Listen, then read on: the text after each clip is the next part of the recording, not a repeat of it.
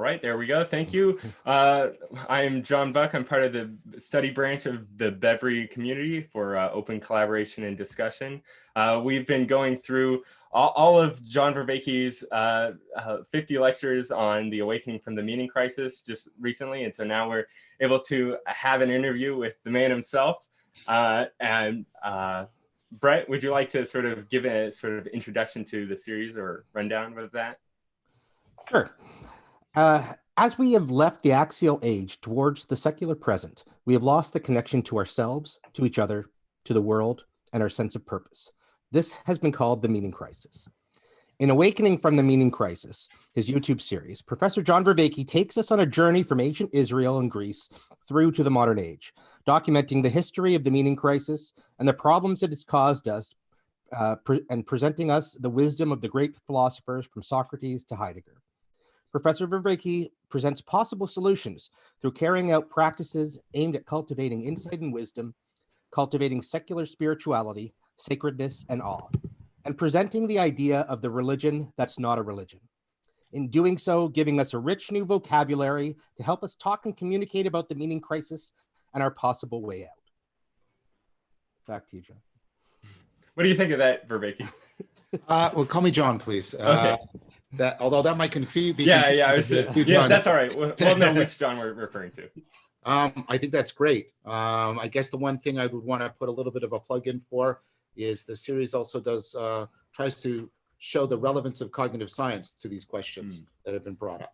And so that would be the one thing I'd want to put in also, because that way you could put the plug in for UFT at the University of Toronto at the same time. That's a good addition. That's very good. Yeah, I mean, I always saw it as a convergence of two arguments: a historical argument, like Brett has pointed to, and then an analytical, scientific type of argument, and then trying to get them to talk as deeply as possible to each other. Mm-hmm. Yeah, that is really sort of the impressive aspect of the series, is how you're able to really integrate the philosophical sort of background to the meaning crisis, and actually being able to put that into dialogue really with sort of our scientific understandings of a lot of these types of things with cognitive science. It's really incredible. And so thank you for saying that. I mean, that to me, I think there's an episode where I talk about how important problem formulation is to cognition. And so to me, that seemed to be the only way to really responsibly frame the problem, was to have that convergence of a deep historical philosophical argument with a cognitive scientific argument in order to really get as deep a sort of framework for trying to come up with I guess the best possible, set of responses to the meaning crisis that I could possibly do. Yeah, and just I don't know. It's certainly one of the large things that I'm appreciative for the series is the fact that you're sort of like providing this language in which people even within disparate communities can be able to sort of like have conversations with each other and actually be able to talk meaningfully about these types of things while not being restricted by the sort of spiritual language that is kind of restricting or being able to talk about these things that are wholly meaningful to us. You saw me get excited there. My hands were going, because so a lot of people have said that to me, and that is so rewarding for me, because that was one of my explicit goals. I mean, like as I argue in the series, cognitive science is about building language between these different disciplines and these different approaches. And so synoptic integration. Yes, exactly, the synoptic integration. And so being able to afford that, but for these, perhaps if you'll allow me, if it's not too pretentious, giving a conceptual vocabulary, a theoretical grammar for synoptic integration between different ways of life and different ways of being. That was one of the things I was most trying to afford. I mean, of course, I'm going to argue for particular responses and solutions and positions. How could I not? But I mean, what was more important to me is that I could genuinely afford that kind of synoptic integration between ways of life. That was really crucial to me, because I see that ultimately as much more pivotal in trying to redirect things towards giving people ways out of the meaning crisis. Right. I feel so silly. I apologize. I didn't go through the introduction phase, but yeah, my name's John Buck. I've been part of the Bevry community since we've been doing like a lot of just going through all of Jordan Peterson's lectures. And I think there's a lot of like sort of overlap between you and Peterson, but a lot of meaningful, unique differences between you two. I would say my sort of connection to the meaning crisis is actually goes back even before I was born, because like my parents, they were sort of like children of the 60s and had this sort of inbuilt skepticism towards religious institutions, but yet found this strong need to have some sort of like strong religious identity to sort of build up from. And so I was raised in like a fundamentalist Christian household, even to the point of like not even going to church exactly, but rather like building up directly sort of this sola scriptura, only the book itself, the Bible, and then sort of building up from there. And from there, I've been sort of trying to understand my way out of this sort of meaning crisis through Peterson and your work, and as many, and through philosophy, as many other places as I can sort of find it.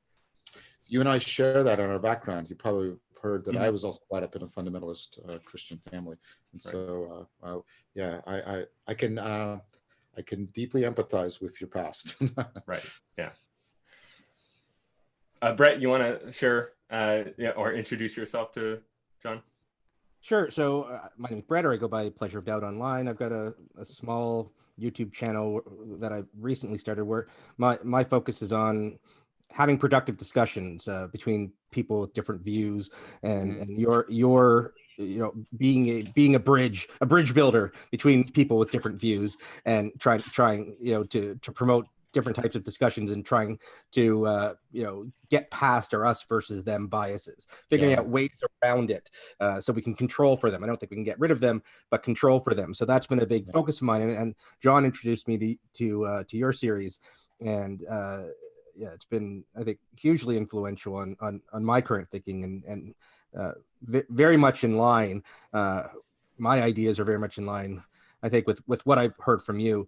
And I'm a non-theist, so agnostic, weak atheist, however you want to put it. So I'm one of the nuns, and so I'm right in your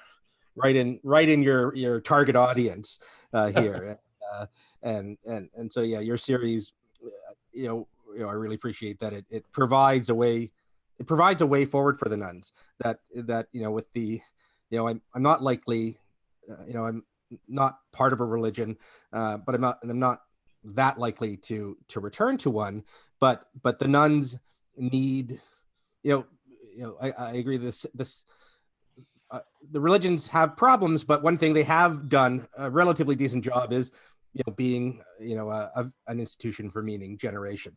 And I think secular replacements have not, there's a gap there, and I think what you're suggesting really fits in there. And so yeah, I'm very excited to sort of I can see it as a work in progress. I'm very excited to sort of be part of this, just on the ground floor of what seems to be a very exciting project. Thank you, Brett. That's fantastic. Yeah, that theme. Well, you've probably seen. I don't know if you've seen any of my other work, but I've been the series I'm working towards next, the After Socrates series, and all of this work I've been doing on dialectic and dialogos is exactly to build upon what you were just talking about here, to take that part of my work and really dive very deeply into it, and to try by going back into the past and looking into the cognitive science to try and figure out, how to again perhaps provide a facilitating language for all these emerging communities of dialogue and authentic relating and discourse and circling and all of that sort of stuff. And so that is exactly where most of that's my focal attention right now. Oh, that's amazing. Nick, you want to introduce yourself to Vervaeke? Yeah. Let's see. If I were to characterize my relationship to, I'm Nick, by the way. Characterize my relationship to the meaning crisis. I'm probably relatively I've spent my life on the front lines of it. I've had a rather chaotic story. I'm also one of the larger users of Paul van der Klee's time. So I've talked to him many times, kind of running through the details of that story. But I kind of took a very hands-on approach, going and out into bizarre places and finding bizarre people, and yeah, trying to navigate my way through the meaning crisis, kind of starting as a nominal Christian and becoming an atheist at quite a young age, and finding many life experiences I could not properly contextualize in an atheistic frame, and so searching for answers through many perhaps bizarre avenues. And yeah, I often played a more critical voice as we were moving through your series. And one of the things that I kind of realized upon the series wrapping up is that, you know, in reflection, a lot of the points where I might find myself frustrated because it seemed like there was a change in how you were relating to topics as it moved through the episodes, or sometimes I didn't understand why you were making a move you were making, which became clear later why it was there. Yeah. I realized, though, that it's very easy to criticize a project where a person is actively working it out, and yet I would not want anyone else to actually attempt in a project like this, right? I would want them to be taking into account novel perspectives and trying to work in novel frames as they continued through it. So I do very much appreciate that, and as some of the others here have echoed, I likewise greatly appreciate the framing and vocabulary that you've offered to make these conversations more available to people across ideological or religious lines. So. Thank you, Nick. That's great. And I just want to add that, like, for Dilrick, we have in the chat, and he's sort of joined part of the group later on. He's sort of almost like Agent Zero for a lot of us regarding your work, because he at one point got his time with Paul Vanderklay, and rather than having any sort of discussion with him, he just sat him down and watched one of your lectures with him, and that's sort of like what he introduced Paul Vanderklay to your work. Wow, that's great. I appreciate that, and I'm so glad I got to meet Paul. Yeah, I think that's one of the, you know, it's not every day that you get to think that you did something good in the universe, but that was one of them for me. So I'm very gratified to see that your relationship to Paul has blossomed in such a not virtuous, not virile, but it's flourished in such a lively way. Yeah, I mean, I have a lot of affection and respect for Paul. And I've often said, although in some ways Paul and I have some pretty deep disagreements, I feel safe with Paul, and not in that he won't challenge me in my ideas, but I feel safe in the sense that I always have confidence that he's coming into the discussion in good faith. And that's really, really important to me. Yeah, Paul strikes me as a very caring person. Yep, very much. I get that too. And he's always been deeply hospitable. And even when he's criticizing my ideas, and I take it seriously when he does, he always presents them very fairly. And I comment on that repeatedly. He's got a real gift for being able to do that, for presenting other people's points of view. I was really impressed with the way that he would manage to elaborate the contrasting positions between Jordan Peterson and Sam Harris, for example. Even despite the fact that he comes from the theist camp, he really did very well to present Sam Harris's point of view, I thought. Yep, I think, it's Paul's gift. Chris Masterpietro and I are putting together an anthology on inner and outer dialogues. And we've asked Paul, and he's agreed to contribute to that anthology because of his facility for doing that. And the way he's even doing these confessional conversations right now, and trying to really explore that important aspect of what I call the dialogos. And so I'm really looking forward to talking to Paul very soon. Yeah, I'm also looking forward to that. I can say that September cannot come soon enough. I would be really sorry if your meeting with him and Jonathan Pageau did not go Yeah. forward, because of the COVID crisis or whatever else may come. Yeah, me too. Me too. I mean, it was really great to meet Jonathan in person. I'm going to try and get Jonathan on my channel too. Um, and I just noted the difference, what it is when you meet somebody in person. You don't have this sort of limited, like whenever we're online, there's always this limited time thing around us, right? And Jonathan came in and we had lunch together, we walked around and talked, and conversation goes in a different place when you're in that kind of situation. And I'm really looking forward to that possibility with the three, and also having the three of us together. That's never happened. Only just, momentarily when we were planning the conference and stuff like that. And so I expect that both the context and the fact that it'll be the three of us together, I expect the conversations to go in really interesting and thought-provoking ways. Yeah, I'm really looking forward to that.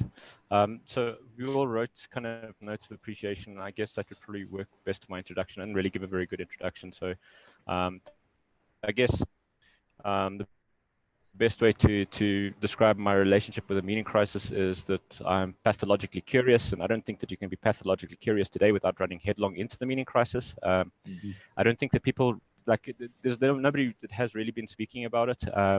You and Jordan Peterson, I would say, are like, flowers in the wilderness in that regard. So yeah, that's basically how I ran across your work. And the note of appreciation, I wrote this down, was our civilization is fundamentally an agricultural civilization. Our agriculturalist ancestors thought that agriculture was literally to die for, insofar as they were literally willing to starve themselves in the winter rather than eat the seeds they needed to plant the next generation of crops in the spring with.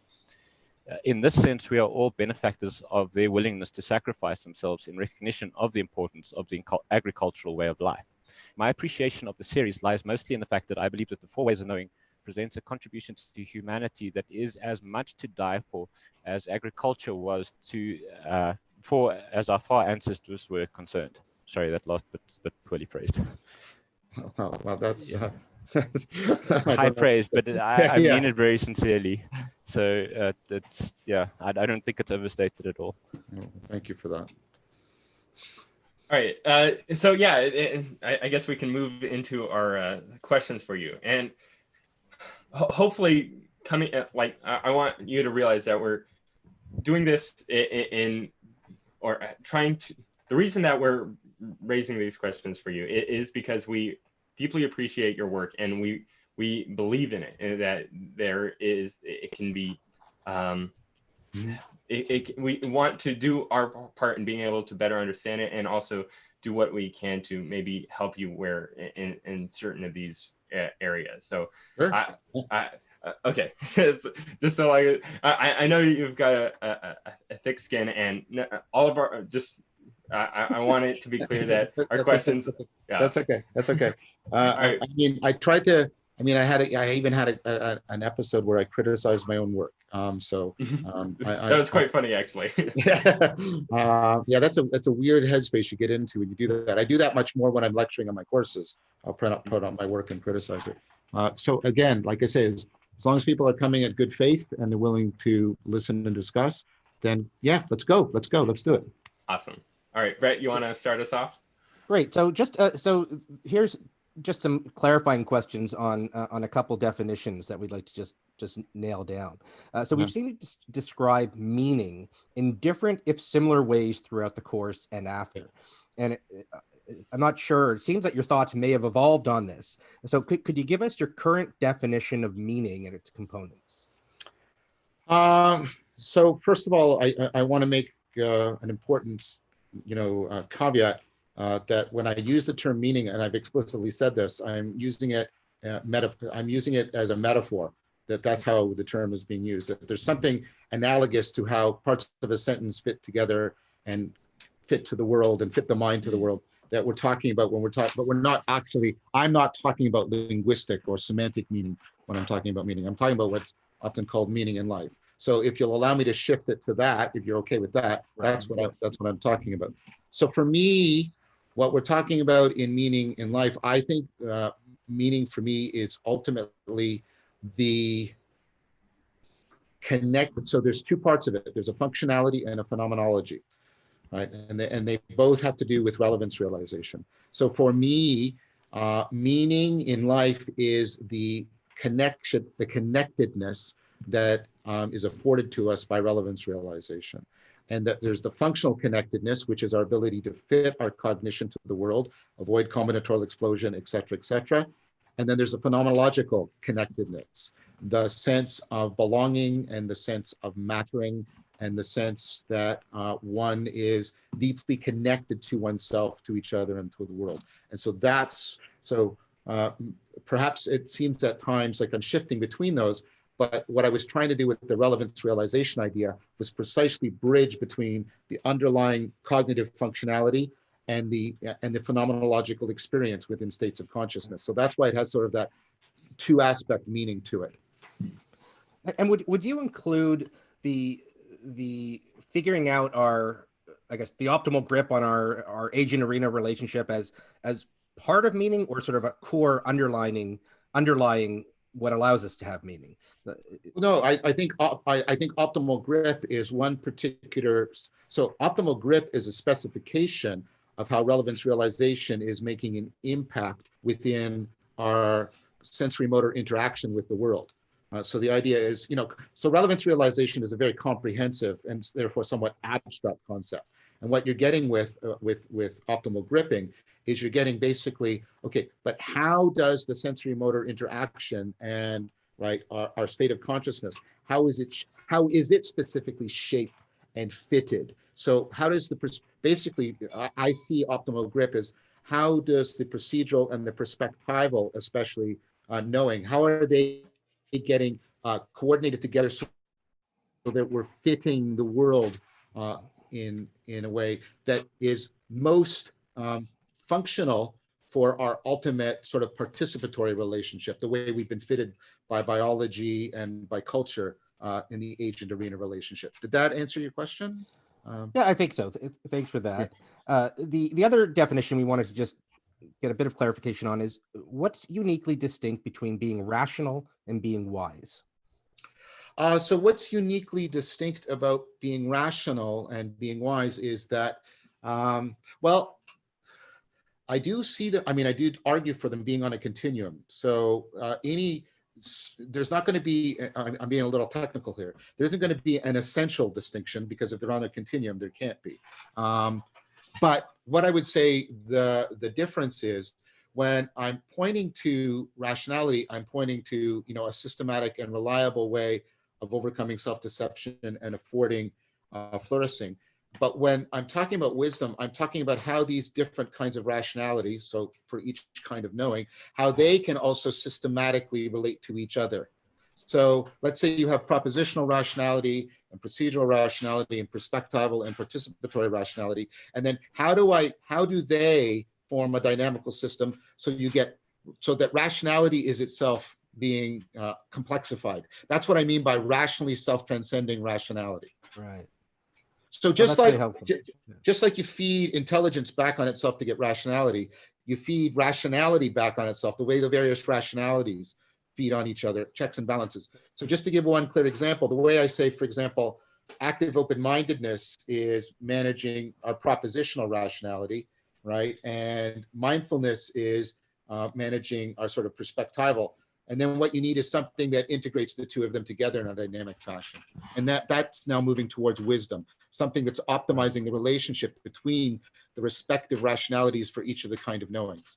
I see.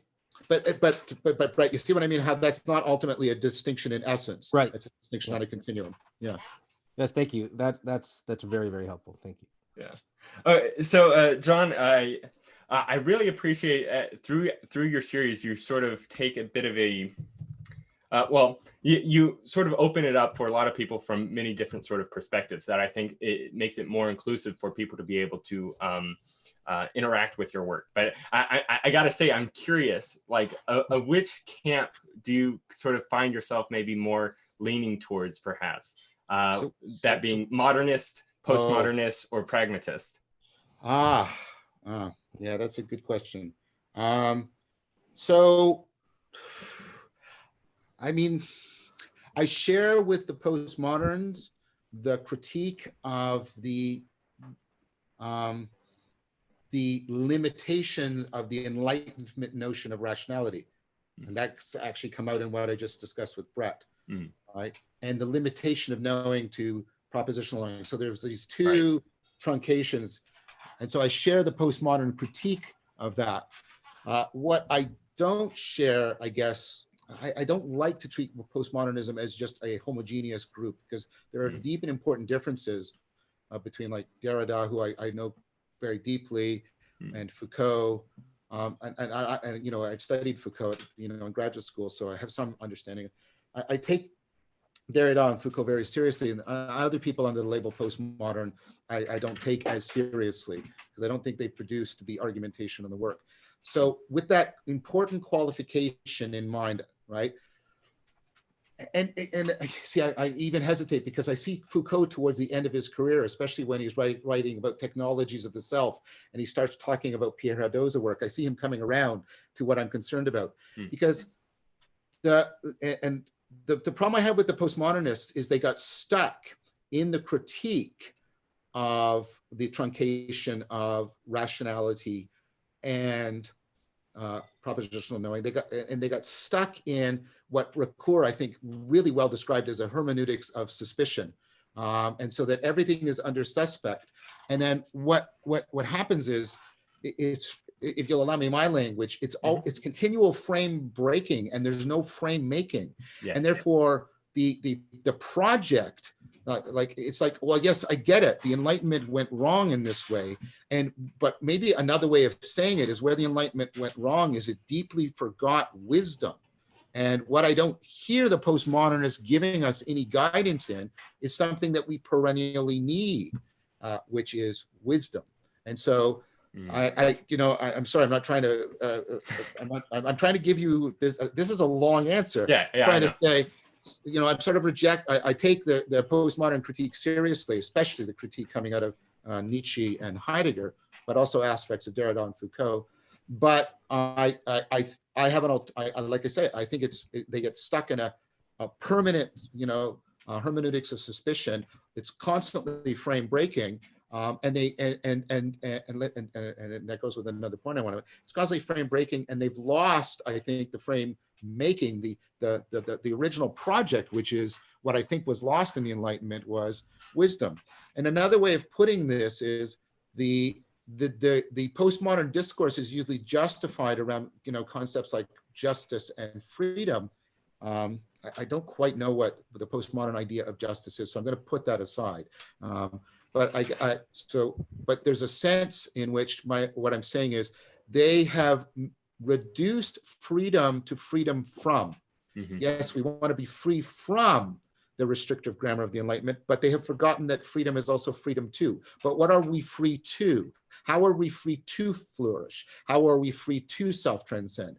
If you don't want the Enlightenment language or the metaphysical language of self-transcendence, great, but give me an alternative positive framing.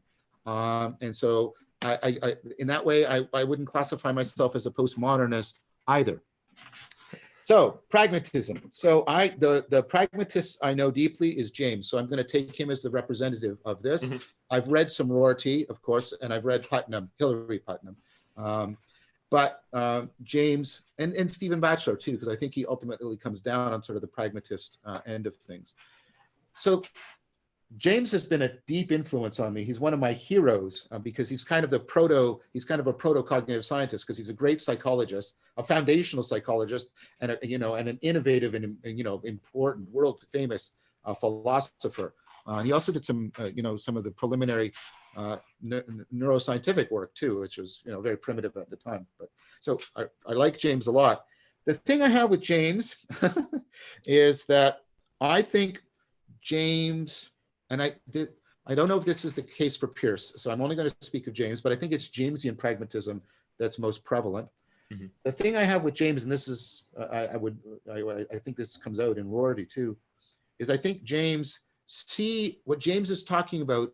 He's reminding us, if you'll allow me my language, he's reminding us that in addition to truth, we're under the normativity of relevance.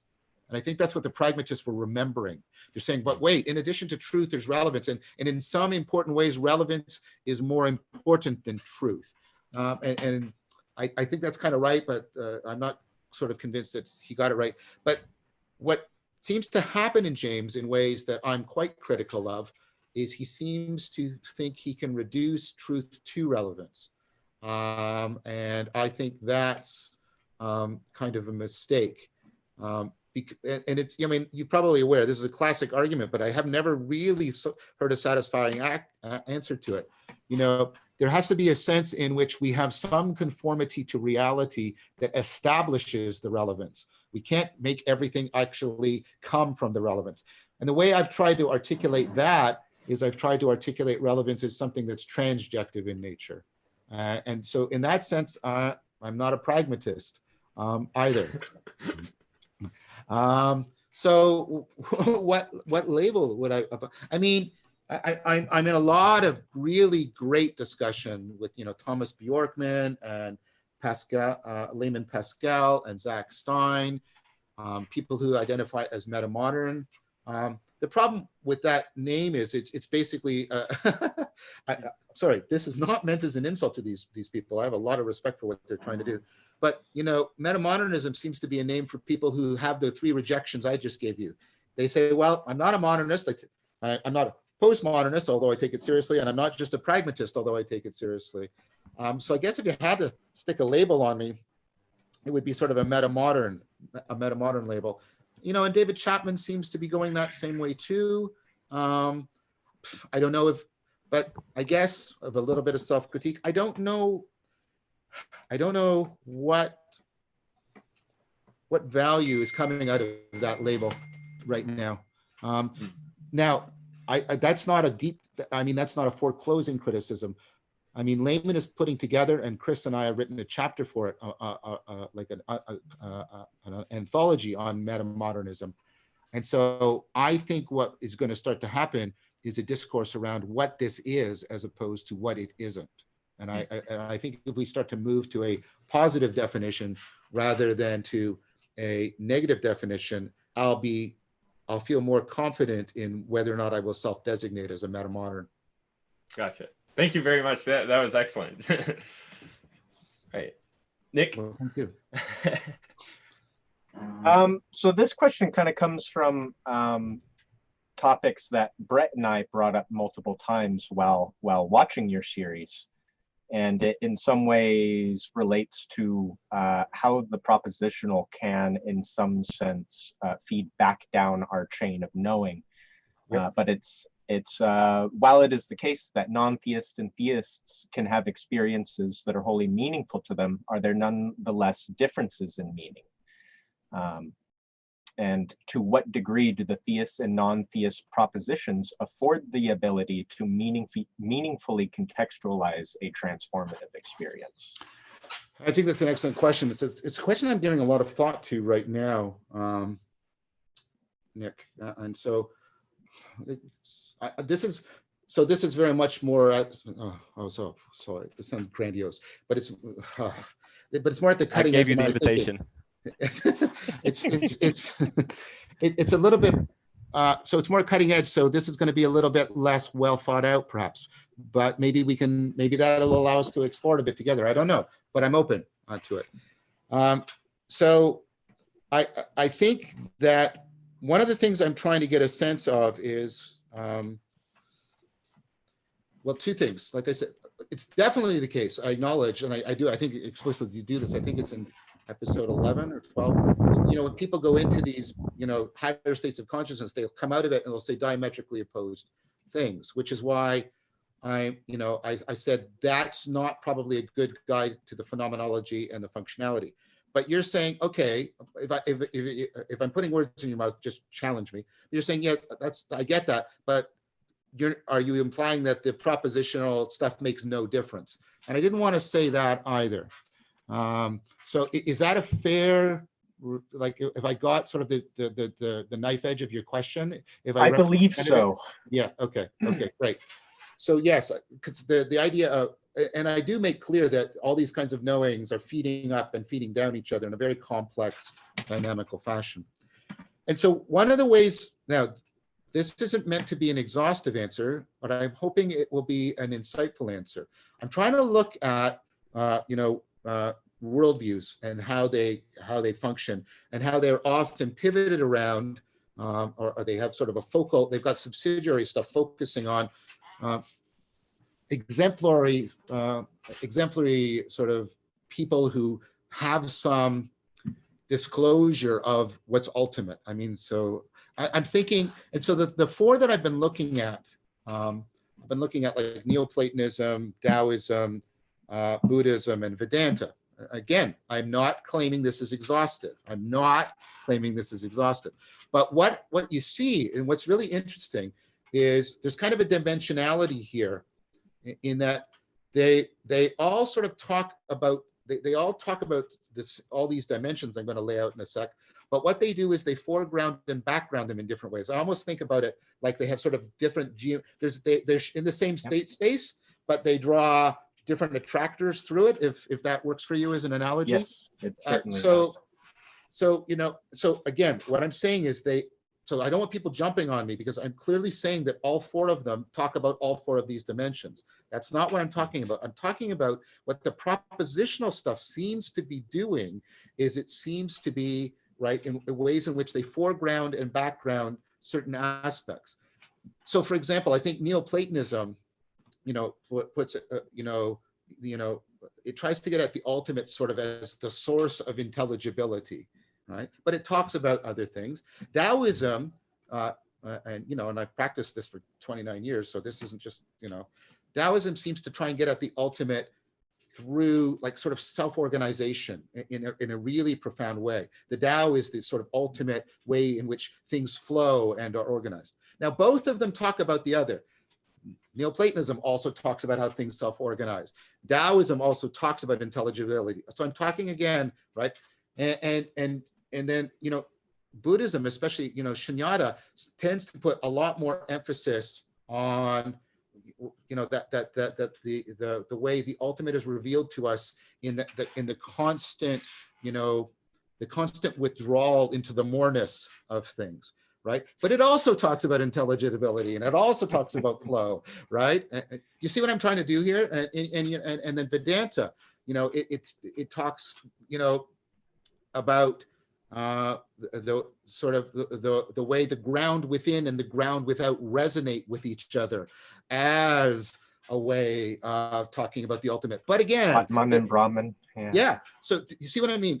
Again, all four of them talk about all four of these dimensions, but what they seem to be doing on the propositional level is they seem to have one as the gateway point on the geometrical figure. I'm just using a metaphor. I hope it's helpful. Yeah. No, it is. So yeah.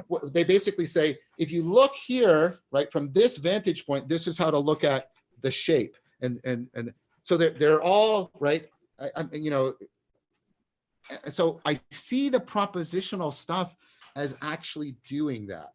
And now the question I have, and I don't have a good answer for you right now, is well, two questions. Is, well, why this reshaping? And I think it has something to do with sort of cultural historical relevance realization, right? Well, and perhaps adaptability to the arena. Yes, exactly. And then how it does that is because I've been concentrating so much in the cog sci of how participatory knowing makes possible perspectival, which makes possible procedural, which makes possible propositional. But how it goes the other way down, that's, well, you see what my hands are doing. So I acknowledge that it does. I don't have a very good answer for that right now, but it probably has something to do with the way propositions can displace us in time and space and modality, in the way in which interactions, interactions, perspectives, and ways of life, agent arena relationships can't do that. So it has something to do with the three kinds of displacement that you can find in language. And I think what that does, but I don't know I don't have a precise answer. That's the best I can do right now. That's great. Yeah, and I've thought about it sometimes as, right, it appears that the propositional is always retrospective. It's always looking backwards, right? It's coming up with explanations for these embodied experiences. Yet, upon creating it, it also projects itself into the future, such that when the experience comes around again, it's also kind of loading an a priori framework onto it. I think so. I agree with that. I think so. And I think it's not only doing that diachronically. I think another thing it's doing is it's trying to afford, you know, a displaceable kind of communication for affording distributed cognition. Yes. Right. So I think it's both diachronic and synchronic, and then there's some kind of dynamic also between the diachronic dimension and the synchronic dimension of that. Yeah. And then what I'm interested in this is much more speculative. Okay, so always acknowledge, right, the plausibility of your claims as much as you can, right? Yes. But I'm really interested in the fact that that it's possible to, the way people can be metasystemic is you can sort of move between these different world forms, as I call them, and you can do something like deep learning between them, because they are transformable into each other. You can do something like a compression on them and get what's invariant between them, right? But each one is the variation, and then you can cycle between the compression and the variation, and that, to me, strikes me as a very interesting possibility that is afforded to us within our pluralistic culture that wasn't so much afforded for people in the past. And so that might be an important part of the religion that's not a religion, that new way of sort of doing deep learning on the world forms. So would you almost consider that like a dynamic form of perennialism?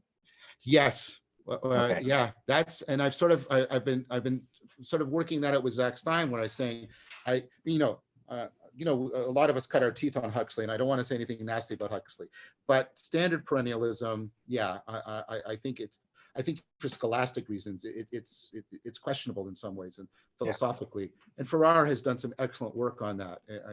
The role it has within transpersonal psychology, and I point people to that. He's had a deep influence on my thinking. But yeah, replacing a perennialism of that kind of shared propositions, like Huxley tried to do, with this dynamic neo-perennialism, that's exactly sort of what I'm thinking about as something that might play a pivotal role in the religion that's not a religion. I see. That's great. Thank you very much. Yeah, thank you. Okay, we have a question from Ben, who's the founder of Beverly, and he's been part of us as we've been going through this series for a good portion of it. So Ben, go ahead. All righty. So my question is, awakening from the meaning crisis is the answer, but how can we have more people ask the question without using an imposition? Well, sorry, and this is not meant to be in any way dismissive. Well, one of the things you could do is have a worldwide crisis. We've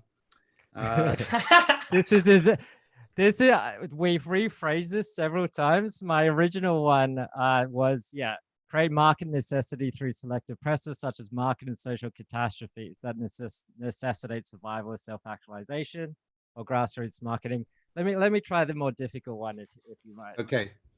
Alrighty. So the self-actualization meme seems to increase the fitness of its hosts, such as through preemptive resolution of dissonance and the elimination of axiomatic falsities, both of which can prolong harm if not addressed. Sure. As such, my interest is in the fitness of the self-actualization meme. That is to say, the at-risk population, the rate of transmission, and its competitive survival. So looking at this from an epidemiological perspective, in the same way we're tracking coronavirus. So awakening from the meaning crisis is a transmission vector of the meme of self-actualization. Besides making more content such as awakening from the meaning crisis and marketing such content to others, what else can be done to increase the spread of this meme, and what would you recommend? Okay, well, there's two questions in there. One is about the meme itself, and then one is about the meme's promotion. I tend to think, you see in both Kohlberg, so sort of two of the pillars of self-actualization are Kohlberg and Maslow. And it's interesting that both of them towards the end of their career said that they had gotten it wrong, that there was a stage beyond self-actualization. And independently, they both came to the label of self-transcendence. And so I would hope, in fact, that the one of the things I would like to do with the meme, doesn't that sound pretentious?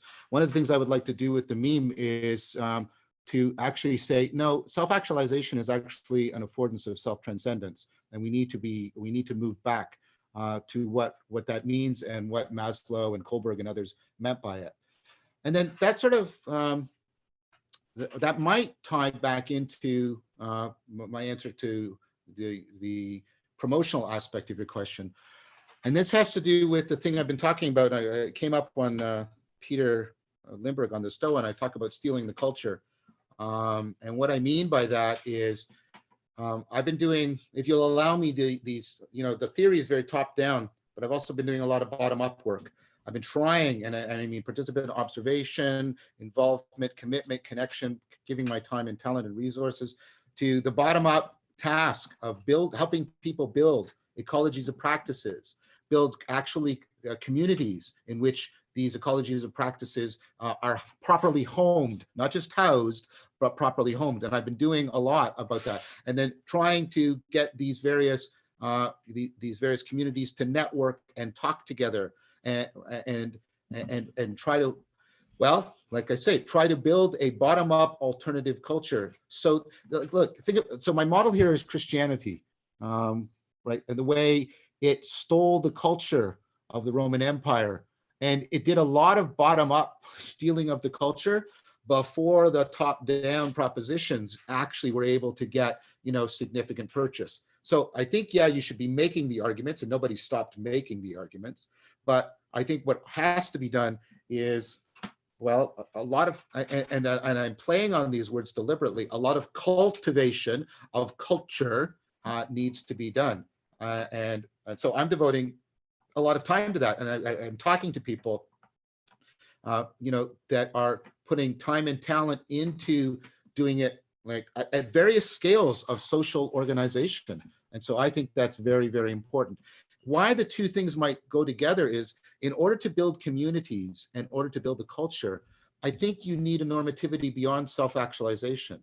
You need a normativity that wants to engage in self-transcendence by precisely affording that sense of connection to systems of distributed cognition that transcend the individual self. So that's how I would answer you. Cool, great. It's very similar to what we're doing at Beverly and a lot of the mission of Beverly. So that's really cool. Good, good. Well, that's great.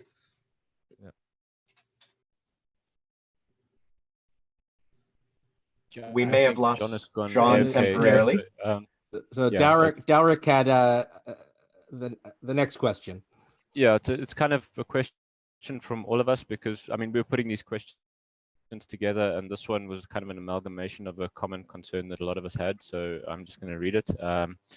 Early in the course, you seem to point to the crucial role that narrative, ethics, ritual, and the like. Yep. You've crafted a narrative for this course. In the third of the course, it seems you downplay narrative, reducing it to its role only in symbol making. What role do you see narrative playing in resolving the meaning crisis?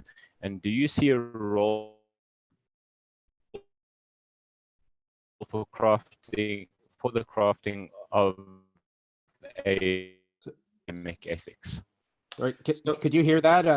No, I lost the last little bit of that. It was garbled.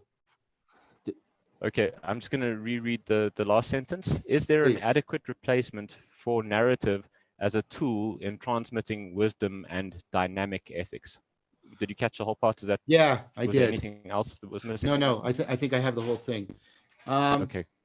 Yeah, so I think your appraisal of my appraisal of narrative is accurate. So I think I'm going to invoke this term, and I have a distinction behind it. And if you want to dig into that, we can, but we can't do everything all at once because we're limited human beings. Right. So I think narrative is indispensable to becoming a cognitive agent. I tried to lay out those arguments, and I think narrative is also very good practice for getting and this is Urero's argument, our cognition into a kind of dynamical system of processing that helps us to get into deep conformity to how the world unfolds. And I think narrative is very important that way. So that's the positive side of my evaluation of narrative. The issue I have, and I think narrative, and therefore narrative plays an important role in ritual and in symbol. The part I was critiquing is when we try to, do I want to use the Freudian term here? Maybe. When we try to see reality ultimately as a narrative. So it's the totalization of narrative. Pardon me? That's the problem. Is it the totalization of narrative that's the problem? Well, two things. Yeah, there's two things. It's the totalization. It's the totalization of narrative. And I get that because that totalization, you know, we're a story and then reality is a story. It's a way of affording deep conformity. And as long as that's understood symbolically, that's why I spent so much time on it, I think that's fine. But when the totalization becomes the justification, even the a priori, in like not the logical sense, but the intuitive sense, right? Of a grand metaphysical teleology, that's where I start to find it problematic. Precisely it leads to authoritarianism. Well, it leads to totalitarianism. So the political consequences of totalitarianism, utopianism, and those two often go together. It also leads to, it almost inevitably leads to people ultimately, how do I want to say this? It leads to people sort of making pronouncements about science as an enterprise that I think they can't justify independent from their commitment to teleology. Well, they'll say, well, science shows, you know, that things don't happen on purpose, and I give all the arguments for that, and therefore science must be wrong because I believe there ultimately is a teleological function to the universe, and then I find that a circular argument, and I find it a very frustrating argument because it's like, well, you need to give me arguments independent of a presupposition of teleology or the projection of narrative for why you can countervail all this argument, right, coming out of science that there isn't a teleological metaphysics at work. I need something independent from that. And then what circles around is it circles around to sort of this like, well, you know, we've always told stories, and it's like, no. I don't find that a convincing argument. So the issue, what I was trying to do, and one more point about this. So totalitarianism, utopianism, I find it leads to often what I consider illegitimate arguments against science, and then third, it overemphasizes purpose as the factor that causes meaning in life. And in fact, people, it so overemphasizes it that people use those terms as synonymously. They use finding your purpose and meaning in life as if they're the same. And that just flies in the face of research that we have. Yes, you know, purpose, having purpose in a sense of a goal that organizes your other goals, it matters. But first of all, it's not the sole factor of meaning in life, and it's not the most important factor.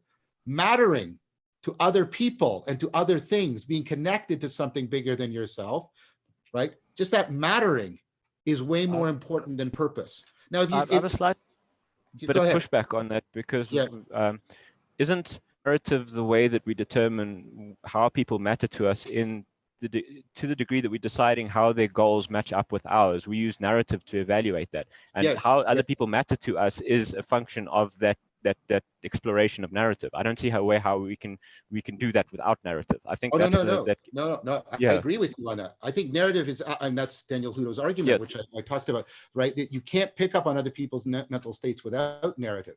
But I don't think you need then to say, well, the reason why that works is because reality is unfolding in some sort of grand narrative. What you can say is narrative, and this is how I try to frame it, narrative is a very powerful psychotechnology for picking up on other people's mental states and putting us into a frame of mind that, you know, that would just like, so if you'll allow me a weak argument by analogy, so I'm doing it for purposes of explication. I think literacy is such a powerful psychotechnology too, but I don't think that means in any way that the universe is somehow literate or unfolding according to the principles of literacy. Now, I hope that strikes you as a somewhat, you know, wow, that's a weird claim to make.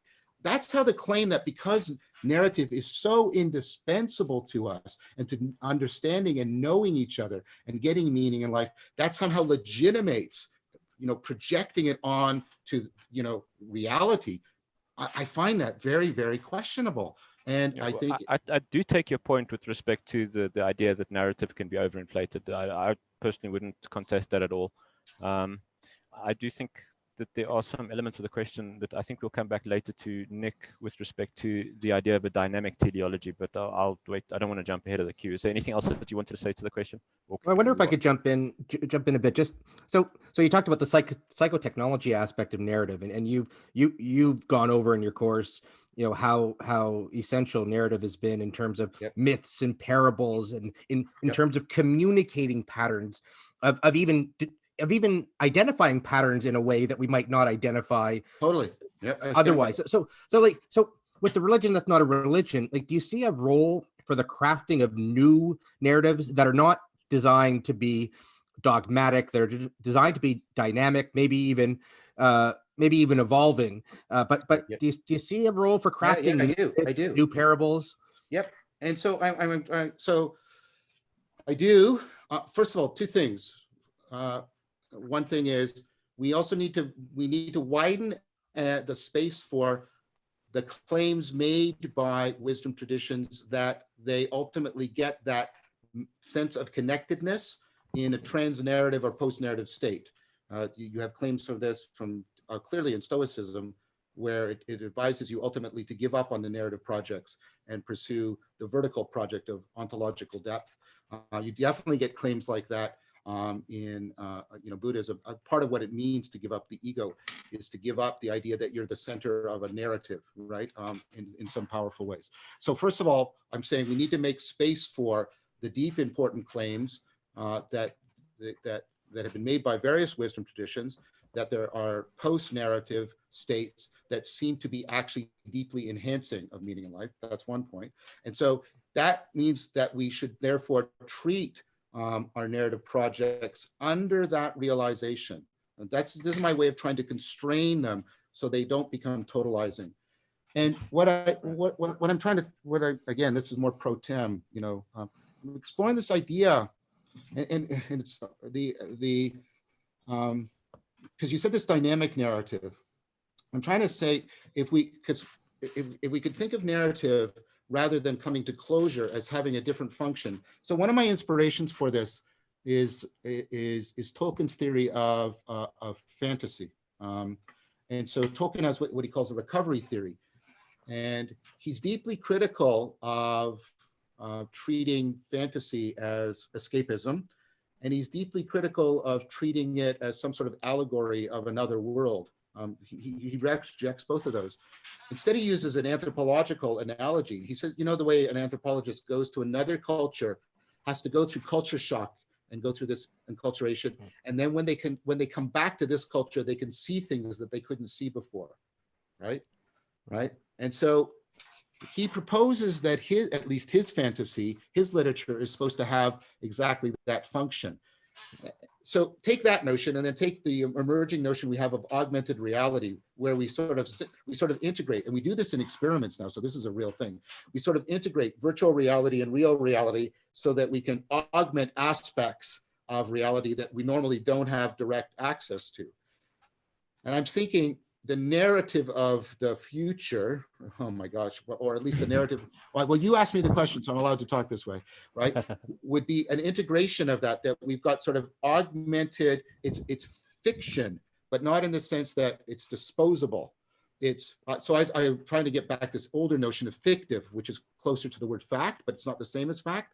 This fictive thing that augments reality and allows us to recover it more deeply. So it's not just entertaining falsity, and it's not the same thing as our truth claims, but it's a transformative process by which we're always recovering new depths. And in that sense, it's not oriented, right? It's not a fixed product that is oriented towards closure in the way, and it makes the conformity to reality actually the foregrounding point of the narrative.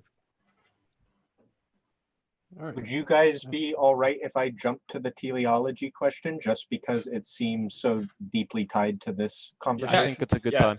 Perfect. Thank you, Nick. So yeah, in regards to narrative and kind of our perception on it,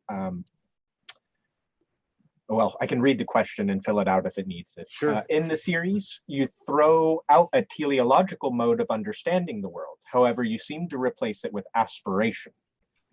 Some of us have been playing with the idea of an open-ended telos, which is intended to communicate an optimal dynamic state rather than a static perfect one. Yeah. That's great. That's great. So Yeah. So that lines up with what I was just trying to say. And then I would use this language I'm going to use to address your question and distinguish between the two kinds of narrative. So John Keeks makes this excellent distinction between goals and ideals. The word ideal is not maybe the best because we have all these associations with it, but allow me to use it. I'm going to use it the way he uses it here. So goal, right? And think about how goal is related to problem solving. And you see that in the having mode, and ideal is related to confronting mystery and the being mode. And these are fundamentally different existential modes, right? And so keeping these things distinct is also a way of avoiding modal confusion. So there's goal, or a goal is you are trying to get to a state of completion. It is a state of affairs. It's a state in the world that in some sense brings something to an end.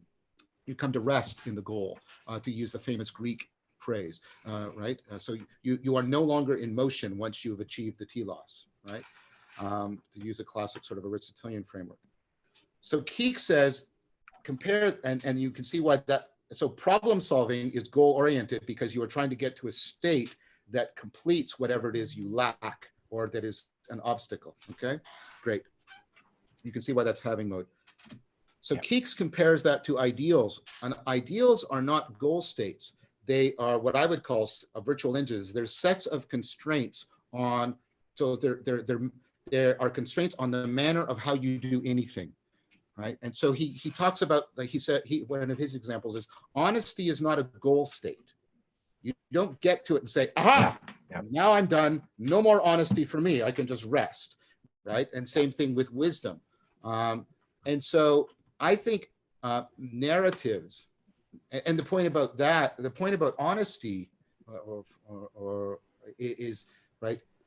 It is well comported with the being mode because it's actually a virtual engine on ongoing development rather than the attempt to get to a completed goal state. And so I think narratives that are ideals, like ideal narratives, I don't like this language, but it's his language. Ideal narratives within the being mode, I think are I don't have any criticisms of them.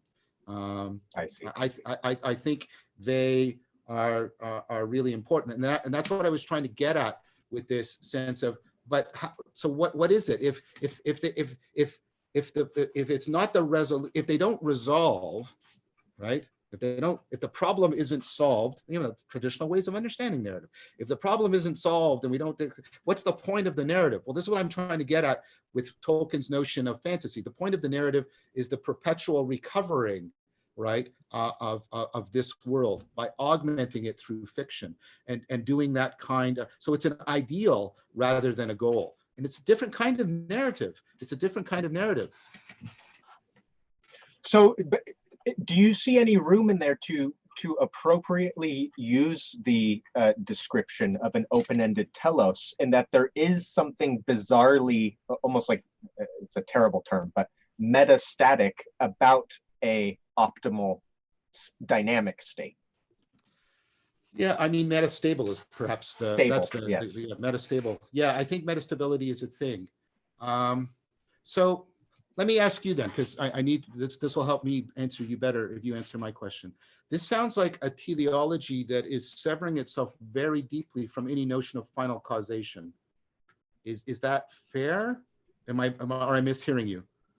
Well, yes and no, right? Because I'm approaching this from within a Christian framework. Sure. So I would make the argument. Yeah, I'm respectful of that. You know that, right? Yes, yeah, certainly. Okay. And I would actually make the argument that the telos that Christianity is intended to communicate is one of a dynamic optimal state, much more so than a completed the world is overstate. Whereas perhaps this may not be fair, but when I look at Buddhism, I see more of a closed telos, because there's the dissolution into sunyata, which has this kind of finalizing effect. Yeah, it does, but it's the blowing out, so it's not a completion. I get your point though. There is a kind of closure there, but the whole point about shunyata is form is emptiness, so it's not supposed to be understood as any kind of closure, right? But I don't want to get into fine-grained things about Buddhism. So so you think that in some, I don't want to be unfair to you, Nick. Go for it. Yeah, please. I mean, right, and I don't want to impose, some sort of simplistic schoolyard theism on you. I'm not trying to do that either. But you have some sense that there is a future there that is somehow shaping how things are moving. Is that what's left of the final causation? I think I think that I think it's just more accurate to describe the final causation in terms of a optimal dynamic state that we might call union with God, but that's not actually commenting on a final agent arena staticness. It's communicating the best place from which to interact with the agent in the arena. So there is something that I've talked about from the Christian heritage, especially the Eastern Orthodox Neoplatonic, the notion of epictesis that you get in Gregory and especially Eriugena, that so it's not that we come to rest in the beatific. Yes. That the permanent revelation. We're permanent revelation, permanent self-transcendence. And then what the causation goes from being a future state, rather what it is a permanent affordance. So my understanding is that it's always present and it's always affording. What's changing is sort of the trajectory and speed of our self-transcendence. And I like the notion of epictesis. That's why I brought it up in the series. I proposed it as an alternative to sort of standard notions of teleology. That's exactly why I brought it up. That's exactly why I brought it up. Got it. Yeah, that's great. That's great. I'll let someone else. I want to add one more thing, sort of in your favor, if that's correct, if I'm not imposing on you, because and this is coming out of the participant observation and the work I'm doing, and Yaden's written a book on this. It's good. There's a phenomenology to this and I felt it too when I'm in the circling practice, right? There's a sense of people have, and this is titled Yaden's book, the sense of being called. And a guy talks about this sense of hearkening, and you get that. You get a sense that, right, but he puts it in this, like you get there and then you realize it's always been there, but it's been drawing you. And I get that phenomenology. And I think I'm not totally happy with the answer I gave you, precisely because there's a piece of that phenomenology that needs to be better captured. It's interesting to give a heretical description of a spiritual experience I had. I had the sensation of expanding in some sense to consume God, right? To capture it. And exactly at the moment of capture, it was the constant realization of it being the thing right outside of my frame. And that, I feel like, related to your simultaneous coming in and pulling away. Yes, very much. And that's also, Gabriel Marcel's distinction between a problem and a mystery, right? In a mystery, whatever framing you bring a frame and it doesn't work and you try a bigger one, and that's just what you did with your arms, right? You realize, the framing is, so you get into the transframing. And I think there's a deep connection between transframing and epictesis, and a sense of reality being this inexhaustible moreness that comes into suchness, and also this sense of, affordance, but it's drawing us out. There's more there. It's rich, tasty. It is. So I'm not totally satisfied with the answer I gave you. So I'm acknowledging that here's a place where I think, well, I need to do more work, and other people do too. That's wonderful. Thank you very much. Brett, I think you had a question. Sure. So From listening to your series, it seems that the Gnostics got so much right in terms of participatory knowing, serious play, ritual, and the like. But there also seems to be this dark side, which you've talked about, Yeah, very which much. can lead to conspiratorial thinking and extremism. So there seems to be this danger to the participatory knowing, which can be subject to serious bias that can lead to prejudice and even atrocity. So, how do we benefit? Can we benefit from the beneficial, the transgressive features of Gnosticism without succumbing to their dangers? Like, for example, can we have the benefits of Heideggerian thinking without the Nazism? Right. And are the positive benefits to Gnosticism worth the risk of descending into theologies or philosophies that douse the world in blood, as you described it? So I'm going to start with the answer to Heidegger because it's actually a good way to getting a doorway into my answer about the Gnostics. So I'm reading an excellent book that I highly recommend by Rakowski called Heidegger's Platonism. And the core of his argument is if you look at Heidegger in the 20s and the 30s, especially the 30s, when he's teaching on the allegory of the cave, he has this very positive evaluation of Plato. And then in 1940, he turns on Plato and makes him the villain of the history of metaphysics. And Rakowski argues there was something going on there. And I won't go into the argument of the book, so I'm just pointing you towards it. But basically, he argues that if Heidegger had stuck with, and what Rakowski argues, I think with pretty good scholarship, by the way, is a couple of Heidegger's key insights about, the critique of ontotheology and that being isn't the same thing as the being of beings. He gets those very, very directly and clearly from his work on Plato's myth of the cave. That's really clearly the case. And so Rakowski suspects, and I do too, that the thing with the Nazis, and he also needs to sort of distinguish his thought from Plato, that's part of the turn. And what Rakowski argued is if he had stayed, this is one of the explicit theses of the book, if he had stayed with that Platonic investigation, he wouldn't have gone down the dark route of getting involved with the Nazis, his most serious mistake, as he sort of really weakly.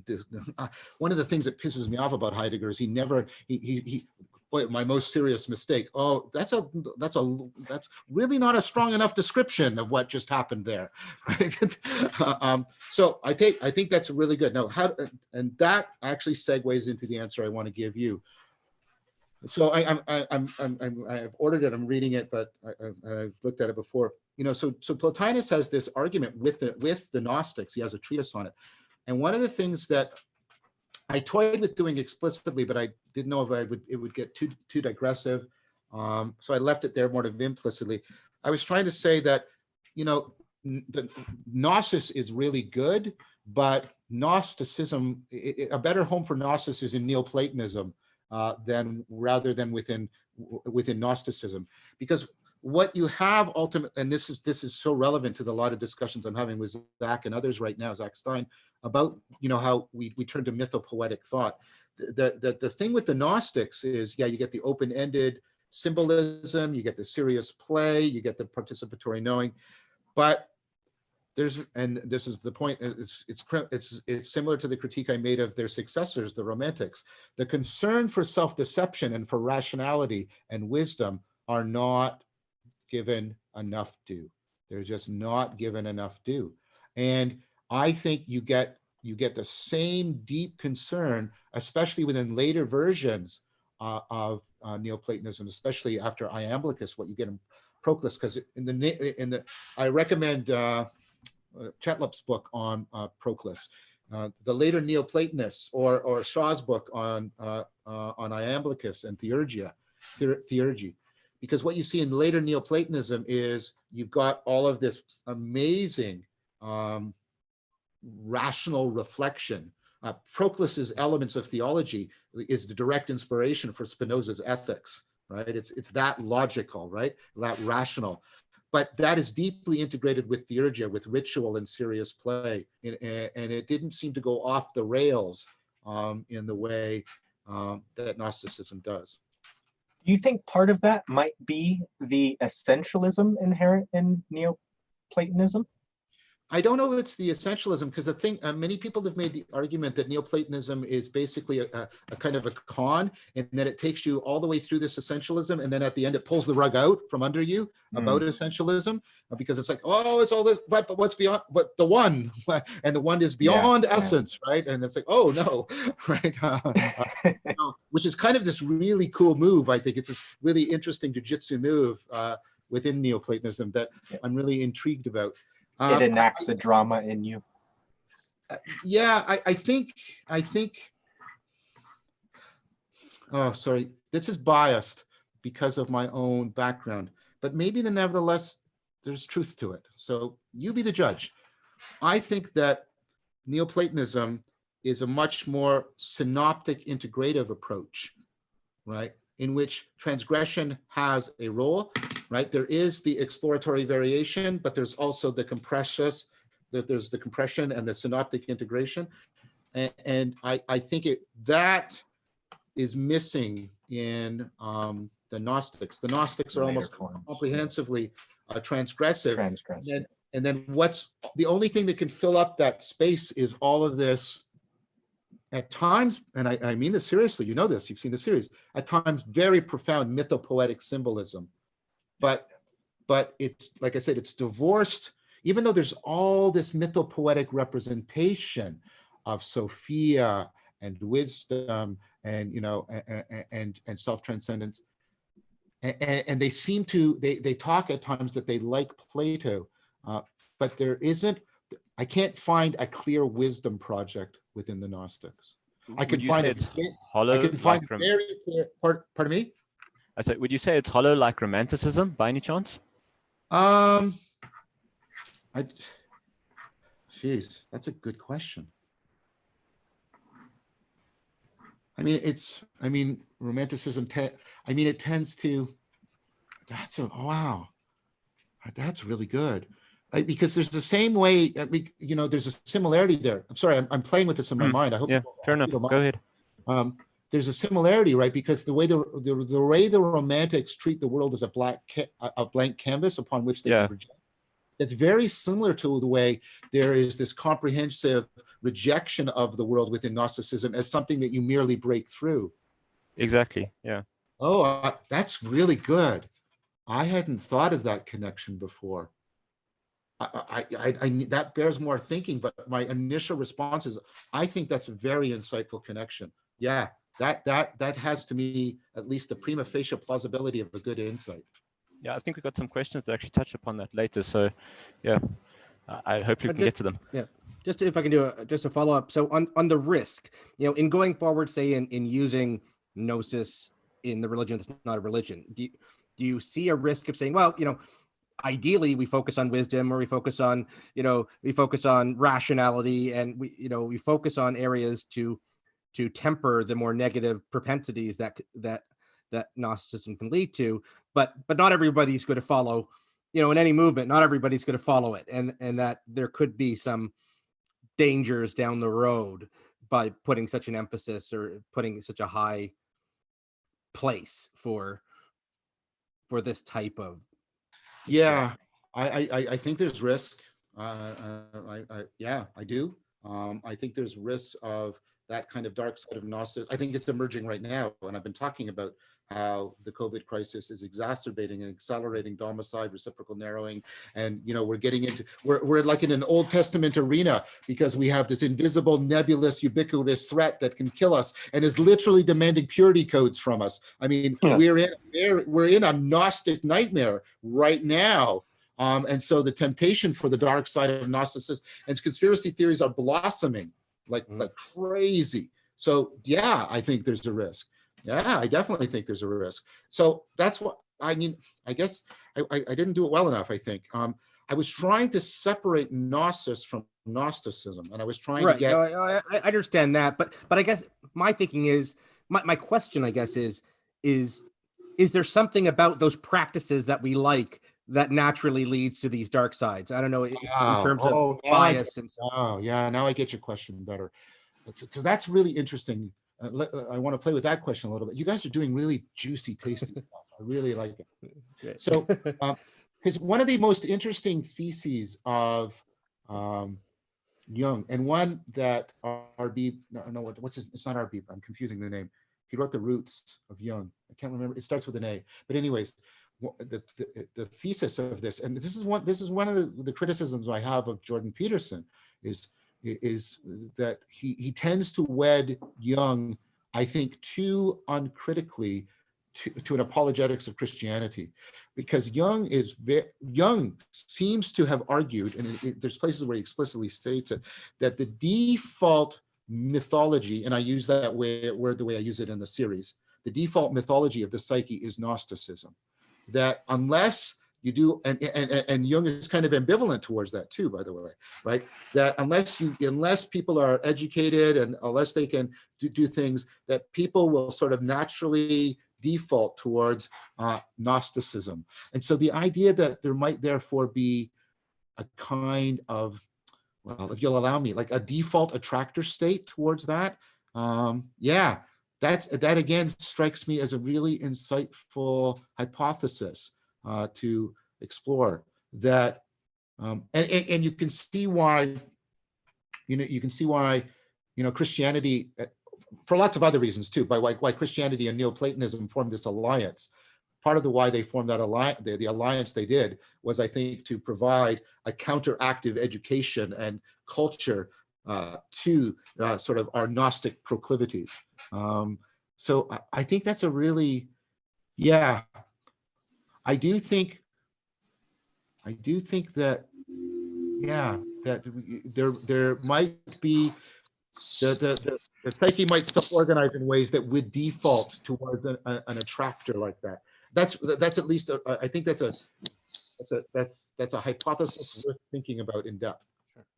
Almost reminds me of Girard in some aspects. Yeah, very much. Yep, very much. And Scapegoating sort of mechanism. Yeah, exactly. Definitely, there's definitely that there, and that's again I mean, this is the point I make about don't try and deify or demonize any one of your faculties, because all of them are capable, right? And so the perspectival knowing, I talk about, it gives you presence and blah and all this great stuff, but Girard is exactly right. It also leads to malevolent mimesis, right? And the scapegoating. Yeah, definitely. John, when's my your- turn? Oh. Just curious. Yeah, you can go right ahead, Craig. Oh, okay, thanks. Oh, I didn't want to you should interrupt, but introduce- yeah, no, Hi. go right ahead. Introduce yourself, though. Okay, hi, Mr. Vervaeke. I'm very different Call me than John, most- please. Oh, John, sure, certainly. My name is Craig Reed, and I'm very different than everybody here because I actually have my own agenda, and I latched onto you for a specific purpose. I'm very similar to Paul Vanderklay in a way because he's a traditional preacher. Yep. I'm kind of a traditional Christian apologist, sort of, in a weird way. And Yep. I've latched onto you because of the language that you use is, I don't know how to say this correctly. I'm just being spontaneous. So give me your insights once I've done my little spiel. Sure. The language that you use, you're kind of a mini expert on parsing the language between, you use a lot of the language of neuroscience and you use it so precisely that it's really obvious to me that you studied the hidden mechanics of neuroscience really well. Pretty obvious that you actually are in neuroscience. Now, the language between science and religion, I'm just focused on the language. One of the people you specifically mentioned a lot in the beginning was Karen Armstrong. So I started reading her book. She's really good at that too. Yep. The Yep. language between neuroscience, and I'm kind of a traditional Christian apologist. I've latched onto you to lay hold of some of your language and internalize some of your language. So like one of the phrases, I don't know if it's you or me, but one of the phrases I've used in one of my videos, I call ritualized connection to the ineffable. I don't know if that's you or me or Karen Armstrong, somewhere in between. So whatever you got to say about that, whatever insight you offer, I'm good to go. Throw it out. Okay. First of all, as I've mentioned it before, the affection and respect I have for, Paul Vanderklay, Jonathan Pageau, J.P. Marceau, Mary Cohen. I love talking with them. I love having discussions. I've learned from them. I've taken their criticism seriously. I've taken them to heart, if you'll allow me an older phrase. And so I think, and I want to give you what Paul said. capture every good thought, right? And so if you can capture every good thought for your project, that's great. And I want to say a couple things about this, because I want to be clear about what my position is. And Paul has been very generous in listening to me and discussing this with me. I have never claimed that people can't return to Christianity in some fashion and make it work for them. And I don't mean that in a dismissive fashion. I don't mean in an illusory fashion. I totally understand. You're not going to step on my toes. Don't worry about it. I'm not sensitive to you insulting Christianity. I'm trying to absorb your language for my purposes, so you can't insult me. So don't worry about it. Just say what you want. Thank you. So I've never said that that isn't possible for Christians.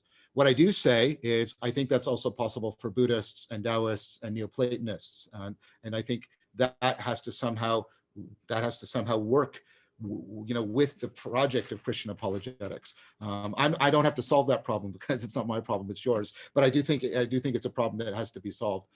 What I then wonder about, because you describe yourself, Craig, as a traditional apologist, and so I sometimes press Paul on this. Jonathan is weird because Jonathan is simultaneously a deep traditionalist and then also this radical revolutionary, and it's really hard. But both Mary Cohen and J.P. Marceau, especially J.P., are non-traditionalists in important ways, right? And so why am I saying all that? Because, and again, I don't have a foreclosure argument. I see them as actually being effective precisely because they're trying to reformulate Christianity in some important way. Now, I totally agree. Okay, good. Okay, that's good. Can I just tell you, Jonathan Pageau, because I had Paul on my channel, and we talked a lot about you, and we talked about a lot of Jonathan Pageau. Please. Okay, here's how I see Jonathan Pageau. He's kind of like an old ancient blues guy. Like not the Rolling Stones, but the guys who the Rolling Stones learned from, like a Robert Johnson. He's such a traditionalist that he's really innovative because he's so thoroughly internalized the traditions that he strikes everyone as innovative, but he's sucking up something that's been around for thousands of years. That's how I see it. I think you probably agree, right? I do agree, but what I see him doing, and Jonathan and I, we tussle on this. So I'm saying what I see, and Jonathan and I sort of pull back and forth.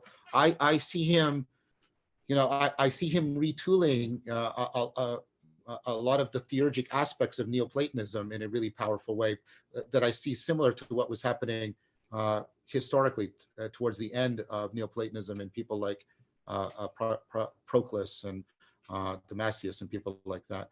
So I think you're right. I think he's going back into the tradition, but he's doing something, right? He's it's not the right verb. I want something stronger than, I wanted to say re-educate, but he's making viable, again, the symbolic world. And I think that's a project that is in some, I get what you're saying, Craig. I don't know if I'm even disagreeing with you, but I think it's a radical reformulation precisely because I think the history of, at least I've argued that the history of Christianity, at least, Protestant and at least sort of a lot of Catholicism in the West, Eastern Orthodoxy, I'm a little not so sure about, but right. But, okay. The symbolic has been right, especially in Protestantism, right? I think this is really, is it non-controversial? But the symbolic has been pushed right to the margins in really important ways. And and Protestantism was the dominant form of Christianity of the two historical superpowers, Great Britain and the United States. So I don't think that's a small thing to say. And so I think bringing back the viability of the symbolic world is actually kind of world revolutionary for Christianity, because it challenges, I would argue, the most world pervasive forms of Christianity that are out there right now. Oh, I see. You're talking about something really, really complicated. I understand exactly what you mean, but it's really difficult to parse it out correctly, linguistic, like the language, right? I understand exactly what you mean. And I know what you mean, but it's hard to say perfectly right. That's why I latched onto you, because it's really hard to speak clearly in that middle ground between Yeah. Because religious people have a language. Paul knows the language because he preaches. He goes in front, and so he knows the language. I don't know religious language at all. I know your language because I was raised in the suburbs as a, just a normal teenager. Right. So I immediately understood that you were using language, really precise language, semi-expertly, like just how you think about language in the middle ground, so that a secular person or an atheist can listen to me because I've internalized some of how you process, how you talk and how you think. And they'll know I don't actually have to do the research on the science, not interested. But like, they'll know for a fact that there's some serious like neuroscience behind what I'm talking about in like analyzing substances, rituals, things like that. Yes, neuroscience and cognitive science. Here, I want to say something that falls, and I'm trying to make it fall in between in a way that's respectful. So I'm trying to do something, especially right now in my most current work, deeply analogous to Jonathan.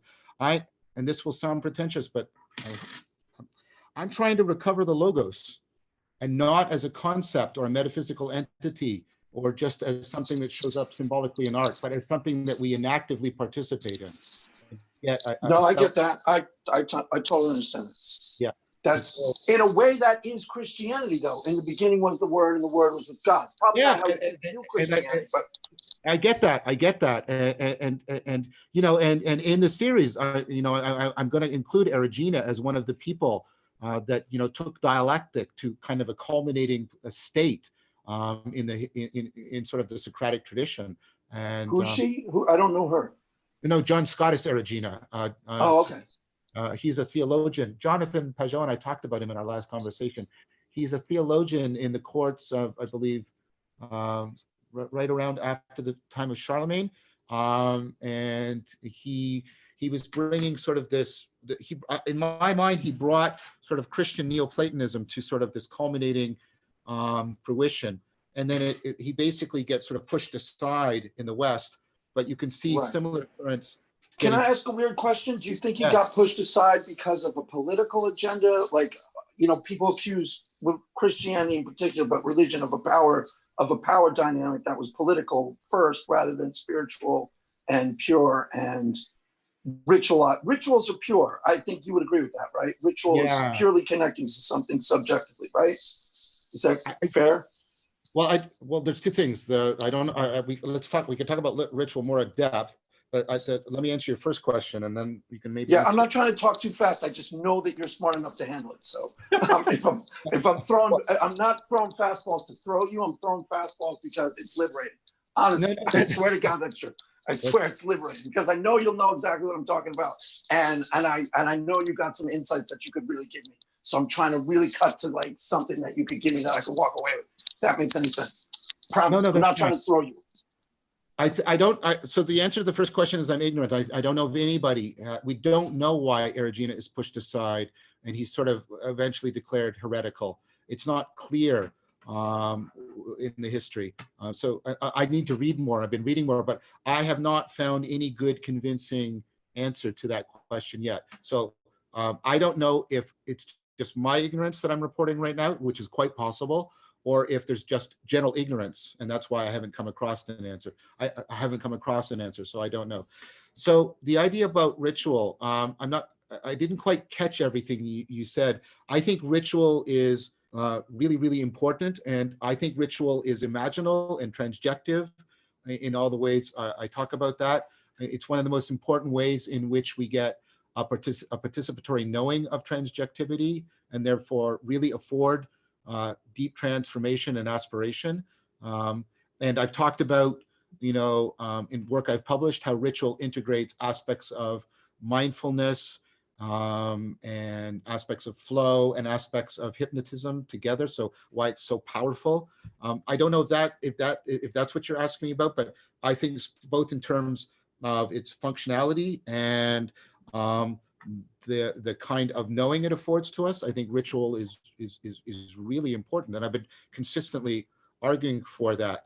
I don't think that ritual sits on its own. I think that ritual has to sit within mythos, and mythos has to connect to some lived sense of sacredness. But I can't see you actually well, I shouldn't speak to on your behalf, but it seems to me that you wouldn't disagree with what I just said there.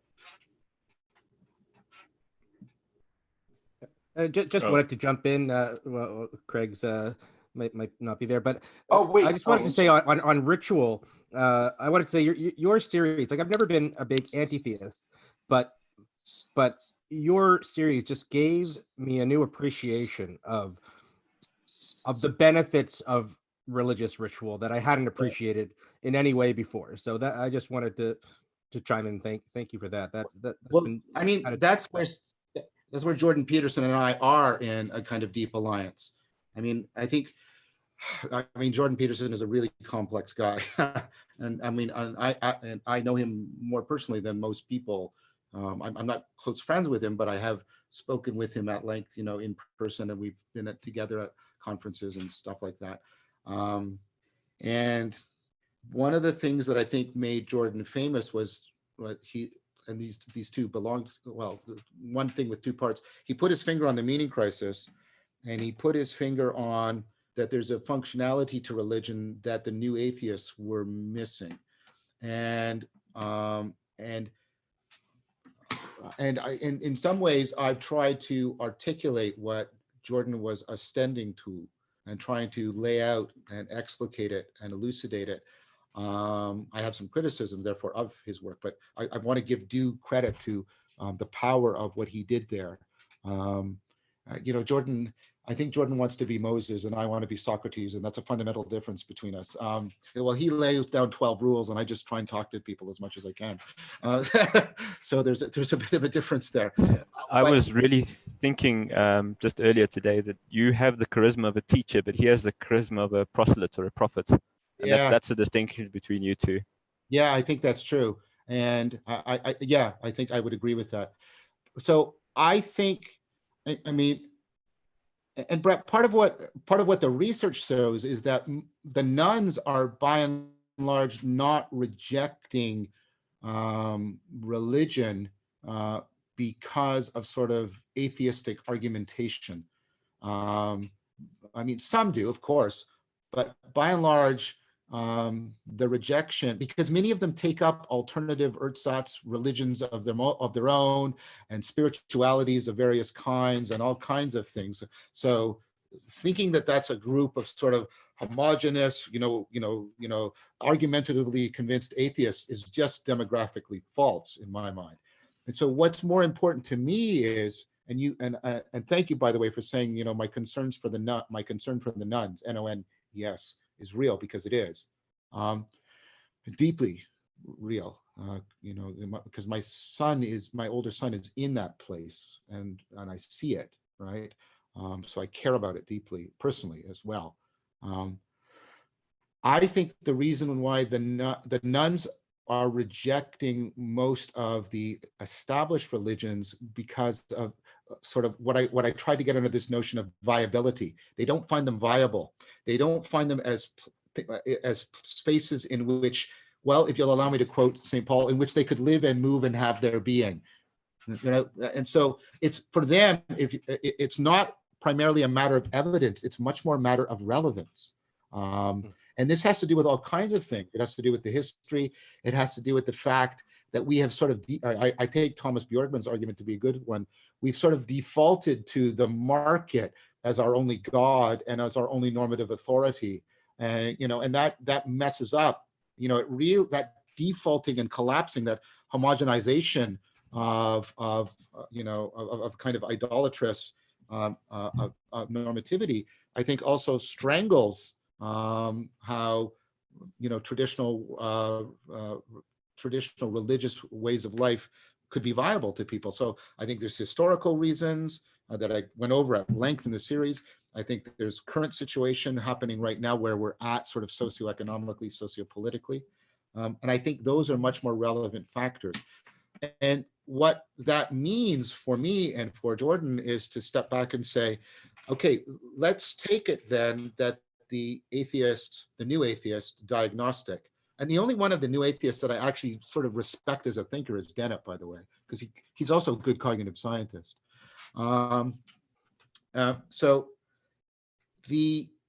if we acknowledge that the empirical evidence seems to show that it's a viability issue, we can then deeply ask what was so viable about the religious way of life. I think that's the question that is afforded, and Jordan opened that question up.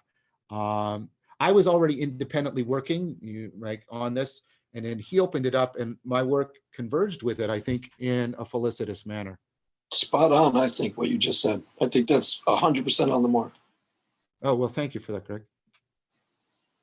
Nick, did you have a question you wanted to go to?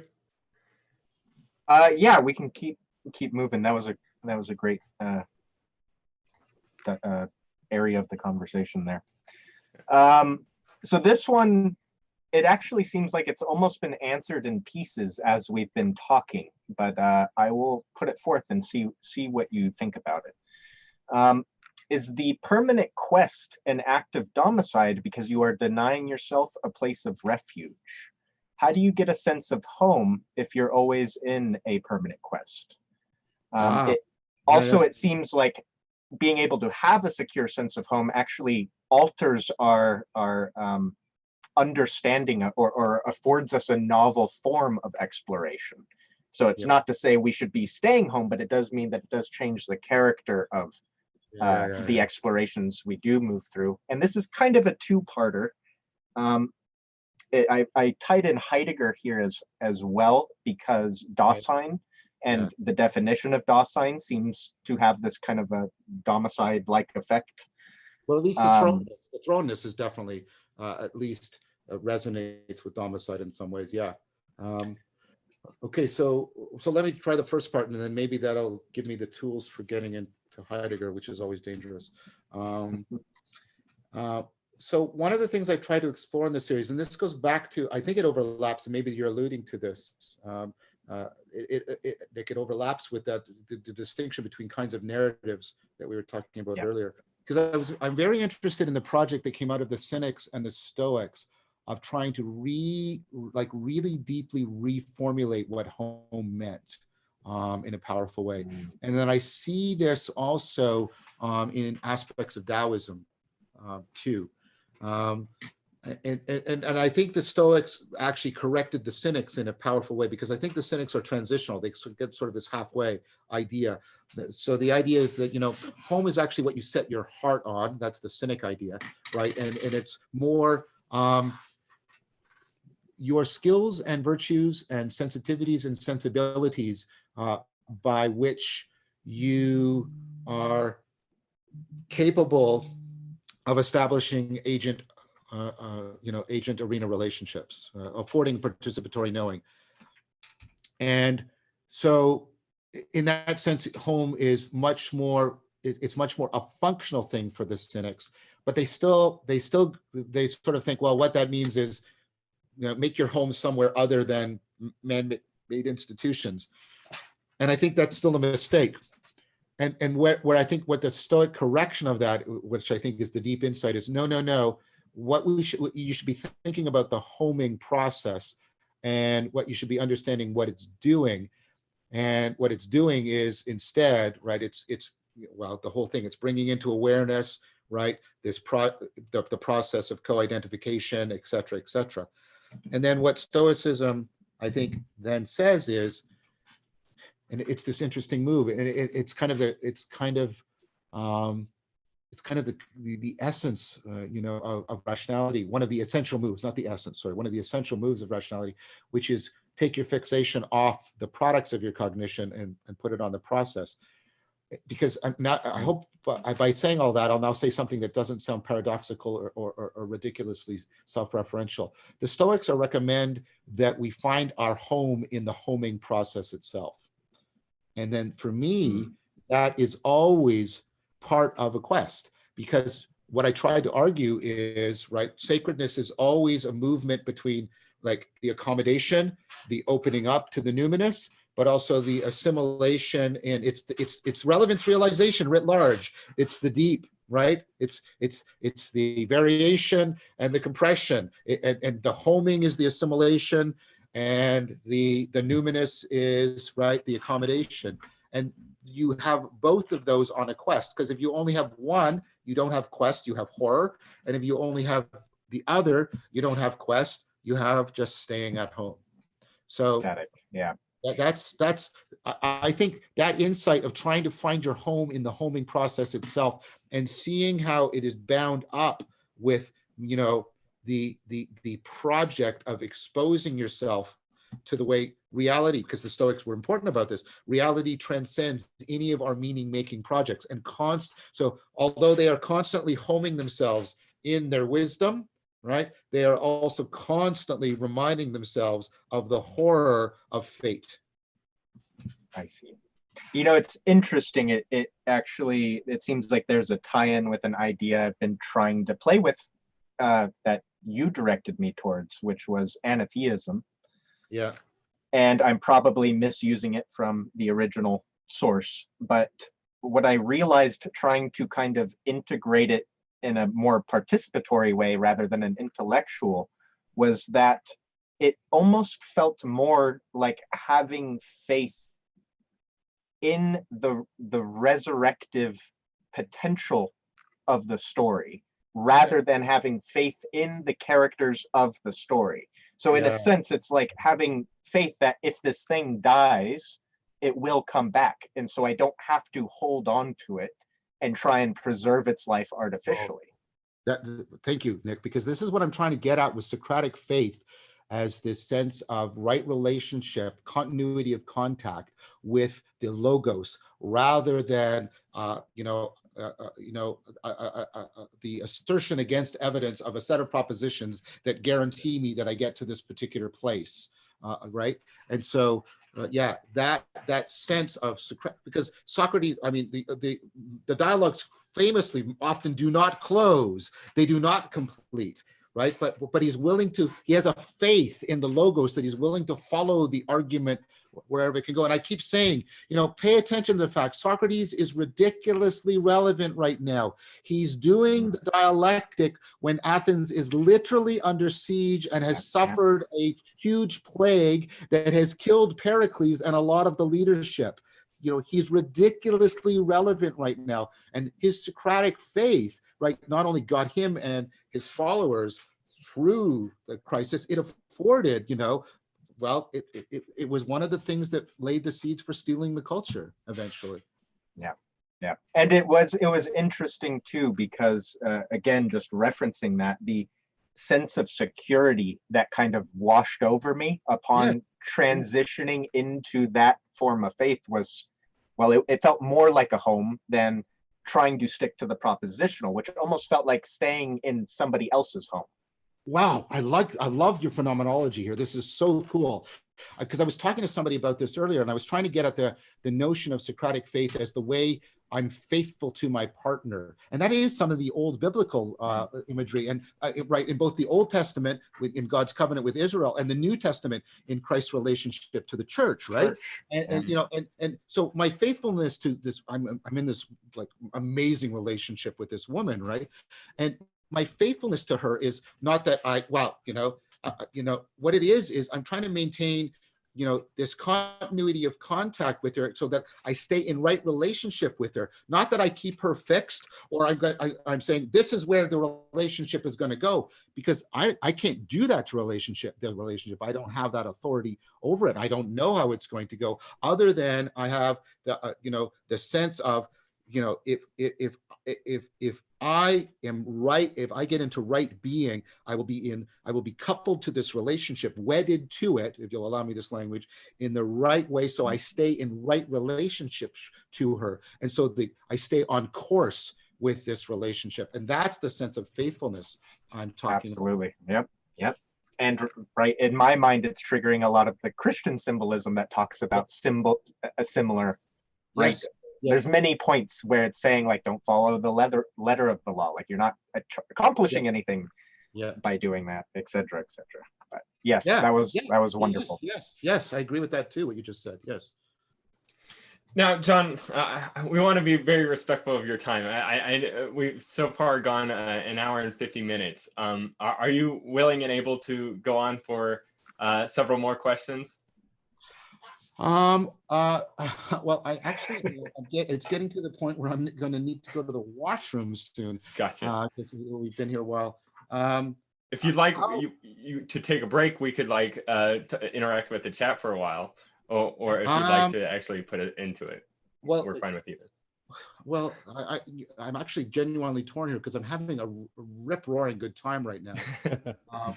As are we. Yeah, we're very pleased.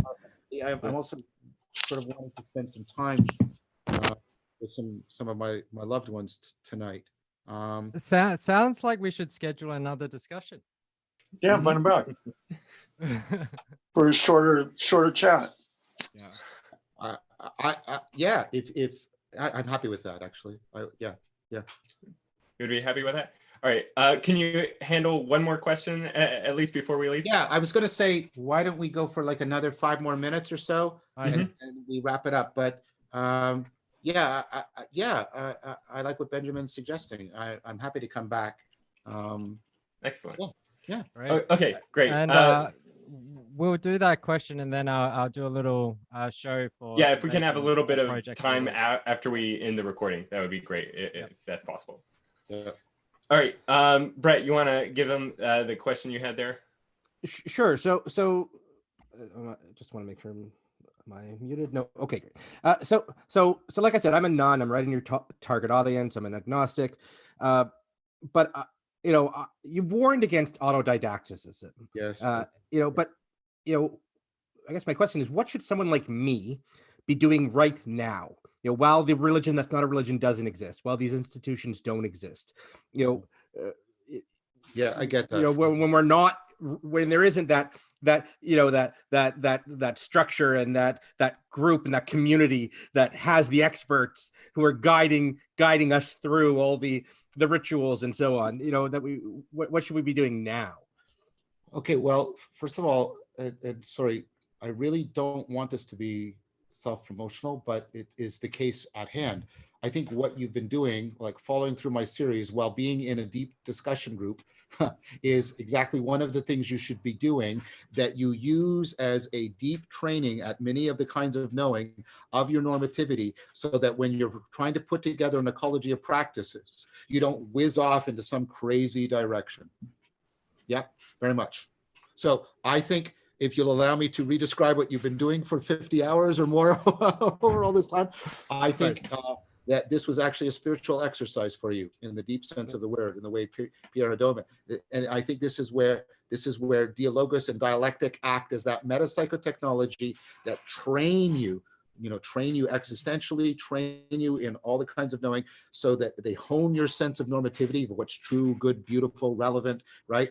So that when you're looking at psychotechnologies, when you're looking at putting together an ecology of practices, you can do this with discernment and with rationality.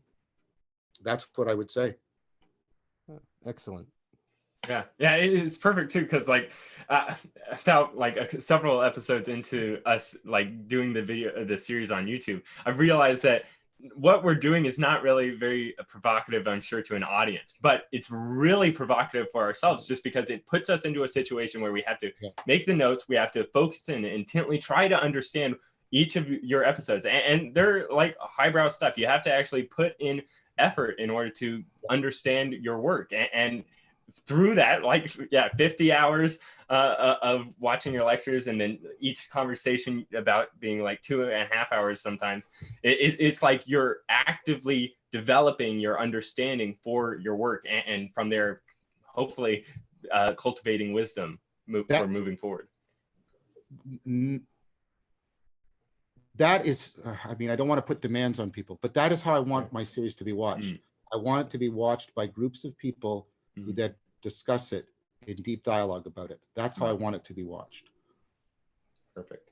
All right. Well, yeah, thank you very much, John. This has been such a wonderful conversation, and I'm so happy that we've been able to have this time with you and go through all these questions. I've had a fantastic time. I think these questions were excellent, and I tried to answer them as honestly and as deeply as I could. Yes, thank you. That was absolutely wonderful. Yeah. Amazing. All right, so I'm going to end the stream, Phenomenal. but just hold on for a second inside the Zoom call while we finish things up. So thank you, everyone, and have a good night.